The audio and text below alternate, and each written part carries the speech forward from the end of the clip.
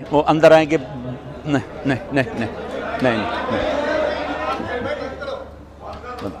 مولانا طارق جمیل صاحب کا اپنے بیٹے عاصم جمیل کی موت کے بعد پہلا تڑپا دینے والا ویڈیو بیان سامنے آ گیا۔ عاصم جمیل کو دیکھ کر ایسا بالکل بھی نہیں لگتا کہ وہ ڈپریشن کے شکار تھے۔ ابھی آپ کے ساتھ عاصم جمیل کی کچھ نئی تصاویر اور ویڈیوز بھی شیئر کریں گے، اور آپ کو یہ بھی بتا دیں کہ مولانا صاحب نے آج اپنے بیان کے دوران ایک بڑی بات کہی ہے، جس کے بعد اب ہر طرف کھلبلی مچ چکی ہے کہ مولانا صاحب نے کہا کہ جہاں پر دوست ہوتے ہیں وہاں پر دشمن بھی اپنی جگہ بناتے ہیں۔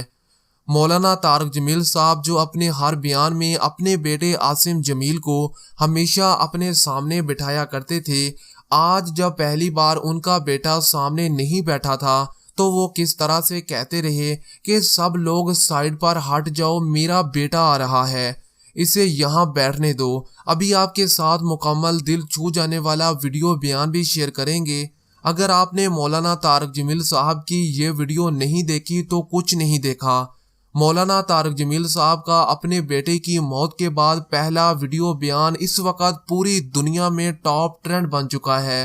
اور آج پوری امت مسلمہ مولانا صاحب کے اس بیان کے بعد زاروں قطار رو رہی ہے اور عاصم جمیل کے لیے دعائیں کر رہے ہیں۔ مولانا طارق جمیل صاحب آج اپنے بیٹے کے بغیر پہلا بیان کرتے ہوئے زور زور سے روتے رہے اور کہتے رہے کہ دنیا مجھے نیک سمجھتی ہے، لیکن میں اپنے بیٹے کو خود سے بھی زیادہ اللہ والا سمجھتا تھا۔ میرا بیٹا مجھے سکھاتا تھا کہ غریبوں کے ساتھ کس طرح رویہ اختیار کرنا ہے اور غریبوں کی کس طرح کی مدد کرنی ہے۔ اب ہمارا لائق بیٹا جو ہمیں دین پر صحیح معنوں میں چلنے کا طریقہ بتاتا تھا اور غریبوں کی مدد کرتا تھا، اب ہم اسے کہاں پر ڈھونڈیں؟ مولانا صاحب نے آج اپنے بیٹے کے متعلق دل چیر دینے والے الفاظ کہے کہ میرے بیٹے کو اس شہر کی گلیاں بھی رو رہی ہیں جن میں میرا بیٹا گزرا کرتا تھا تو کسی فقیر کو کھانا کھلائے بغیر نہیں جانے دیتا تھا۔ اللہ پاک اس عمر میں کسی باپ کو ایسی تکلیف نہ دے کہ باپ پوری زندگی اپنے بیٹے کو یاد کر کے ہی تڑپتا رہے۔ مولانا طارق جمیل صاحب اپنے سب سے چھوٹے بیٹے سے بے حد محبت کرتے تھے، کیونکہ عاصم جمیل بچپن سے ہی بیمار تھے اور مولانا طارق جمیل صاحب ہر وقت انہیں اپنے ساتھ ہی رکھتے تھے۔ کہیں آنا جانا ہوتا تو عاصم جمیل ساتھ ہی گاڑی میں آتے۔ ایک بیٹے کی موت نے باپ کو ٹوٹنے پر مجبور کر دیا۔ پوری امت مسلمہ بھی اس وقت مولانا صاحب کے اس غم میں ان کے ساتھ کھڑی ہے۔ مولانا طارق جمیل صاحب جنہیں امت مسلمہ میں سب سے زیادہ سنا جاتا ہے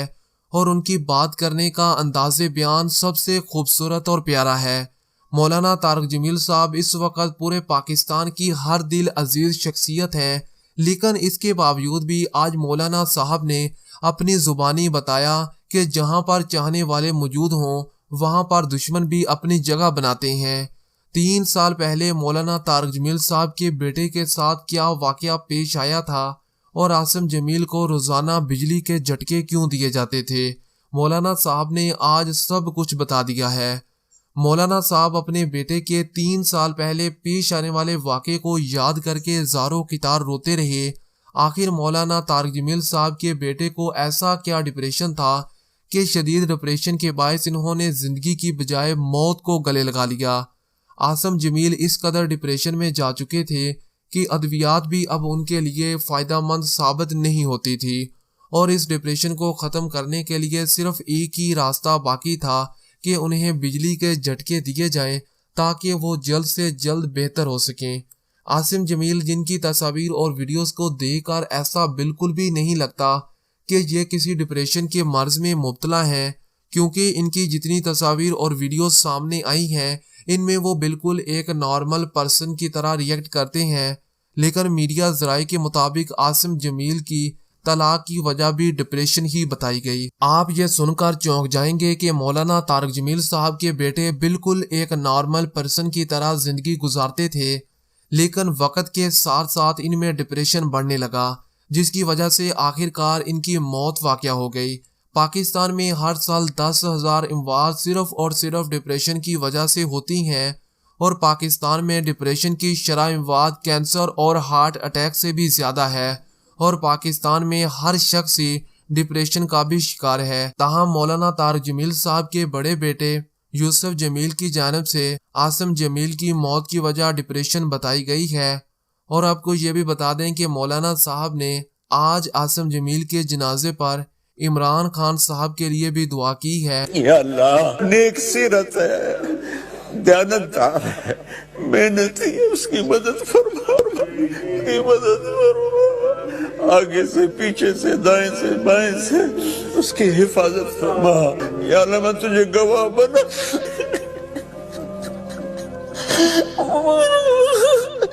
میں نے اپنے دین کو نہیں بیچا میرے مور،